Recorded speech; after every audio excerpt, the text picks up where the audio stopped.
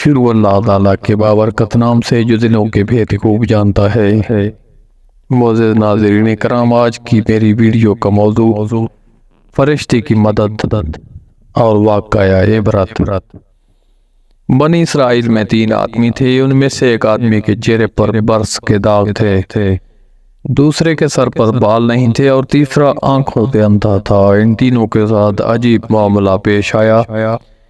ان میں سے ایک آدمی ایسا تھا جس کے چہرے پر برس کے داغ تھے، شکل بھی اچھی نہ تھی، لوگ اسے دیکھنا پسند نہیں کرتے تھے۔ محفل میں بیٹھ کر وہ اپنے آپ کو مجرم کی طرح محسوس کرتا تھا، اس لیے بڑا پریشان پھرتا تھا۔ اس کا کاروبار بھی نہیں چلتا تھا۔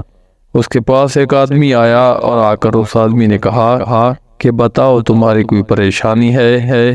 یہ کہنے لگا ہاں بڑی پریشانی ہے۔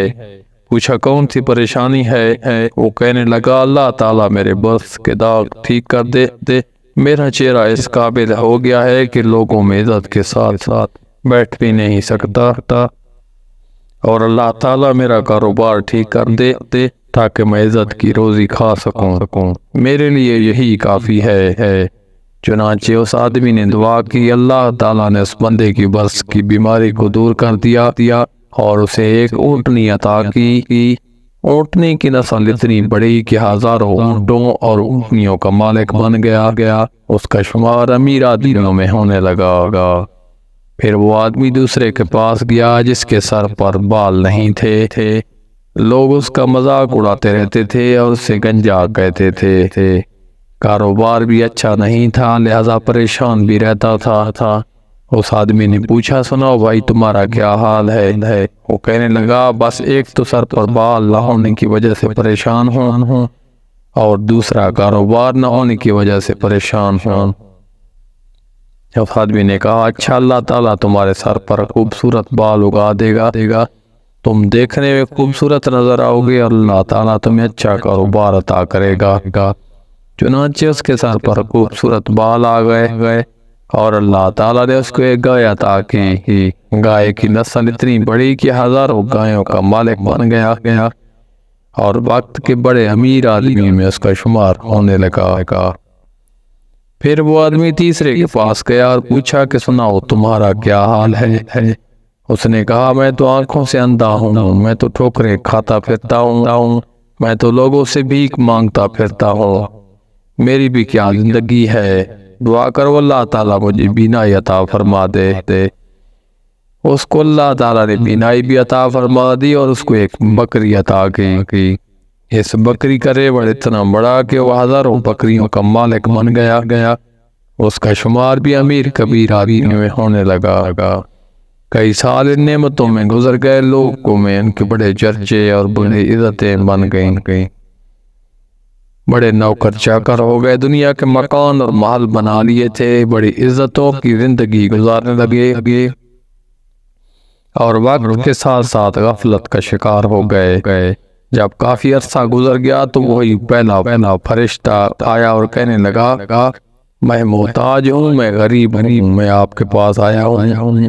ایک وقت تھا جب آپ کے پاس کچھ نہیں تھا، اللہ تعالیٰ نے آپ کو سب کچھ عطا کر دیا، یا آپ مجھے اسی اللہ کے نام پر کچھ دے دیں۔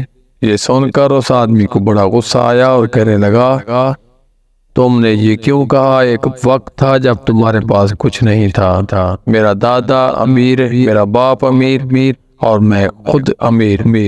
میں نے بچپن میں فلاں جگہ زندگی گزار دی، میں نے تو سونے کا چمچ منہ میں لے کر پیدا ہوا تھا، میں نے تو بچپن سے دولت دیکھی ہے، ارے میں تو خاندانی امیر ہوں، تم کیسی باتیں کرتے ہو؟ تم نے لوگوں کے سامنے میں یہ بات کر کے میری بے عزتی کر دی۔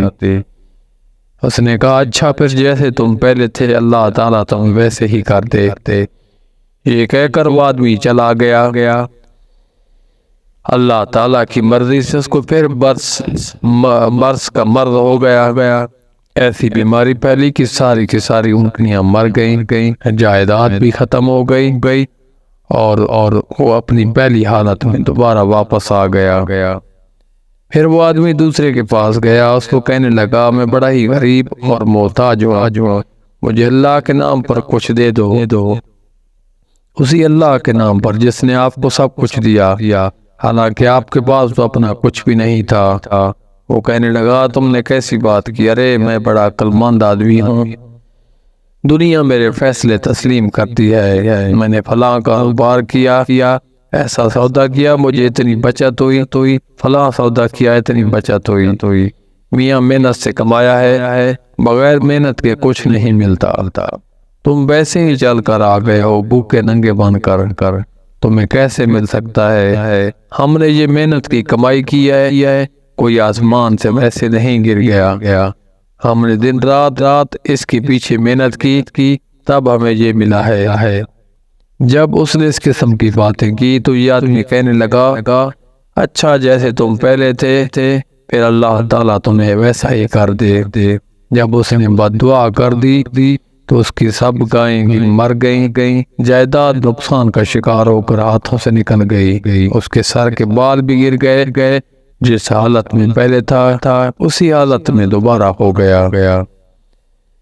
پھر وہ تیسرے آدمی کے پاس گیا اور اس سے جا کر کہا میاں میں محتاج ہوں، میں غریب ہوں، مجھے کچھ دے دو۔ اسی اللہ کے نام پر جس نے آپ کو سب کچھ دیا، حالانکہ آپ کے پاس تو کچھ بھی نہیں تھا۔ جیسے اس نے یہ بات کہی اس آدمی پر عجیب سی کیفیت طاری ہوئی، آنکھوں سے آنسو آنے لگے اور وہ کہنے لگا بھائی تم بالکل ٹھیک کہتے ہو، میں تو اندھا تھا، میں تو لوگوں کے سامنے ہاتھ پھیلایا کرتا تھا، میں تو در بدر کی ٹھوکریں کھایا کرتا تھا، میری دنیا ویران تھی، میں بھیک مانگتا تھا، لوگوں کے سامنے کشکول پکڑ کر جایا کرتا تھا۔ ایک دفعہ کوئی خدا کا بندہ آیا، اس نے دعا کر دی، میرے رب نے مجھے آنکھوں کی بینائی بھی عطا کر دی، اور ایک بکری ایسی تھی جو اتنی برکت والی تھی۔ آج دیکھو دونوں پہاڑوں کے درمیان جتنا ریوڑ نظر آتا ہے، یہ سب میرے مولا کا کرم ہے، یہ سب میرے مولا کی دین ہے، میرے پاس اپنا کچھ نہیں تھا، یہ کسی کی دعا لگ گئی۔ میرے دوست تم اس اللہ کے نام پر مانگنے کے لیے آئے ہو، میرا ریوڑ تمہارے سامنے ہے، تم جتنا چاہو لے سکتے ہو، میں اپنی اوقات کو کیوں بولوں، میں تو وہی اندھا ہوں، میرے مولا نے مجھ پر کرم کیا ہے۔